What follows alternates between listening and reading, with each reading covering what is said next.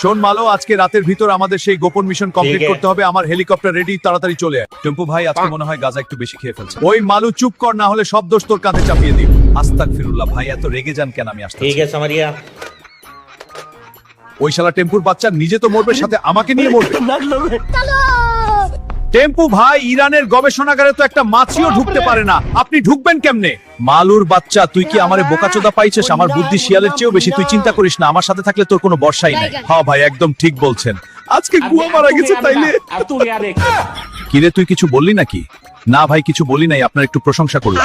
তাড়াতাড়ি চল, ইউরেনিয়াম চুরি করতে হবে, নয়তো ইরান পারমাণবিক বোমা বানাইয়া আগে আমগর পিছন দিয়া দিব। হ্যাঁ চলুন, চলো হেলিকপ্টারে উঠে পড়ি। এবার ইরানের দিকে মিশন কমপ্লিট করতে হবে। টেম্পু ভাই, বাংলাদেশি কন্টেন্ট ক্রিয়েটর উদ্দেশ্যে কিছু বলেন। এই মিশন থেকে জীবিত ফিরতে পারলে তোদের পাছায় আমি বোম মেরে দিব। টেম্পু ভাই, দেখেন কতগুলা গাট, এখন কি করবেন? দেখ আমার বুদ্ধি এদেরকে কেমনে বোকা বানায়। আজকে 2টা চুল ইউরেনিয়াম চুরি করতে আসবে, তাই মোস্তফা খামেনি আমাদেরকে পাঠিয়েছে ইউরেনিয়ামটা চেপ জায়গায় নিয়ে যাওয়ার জন্য। ठीक है समरिया। ওই কি আছিস, সেই বাটপার দুইটাকে ধর।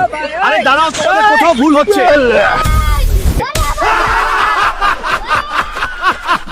ছেড়ে দে আমাদের, ছেড়ে দে। এটা কি করলি তোরা?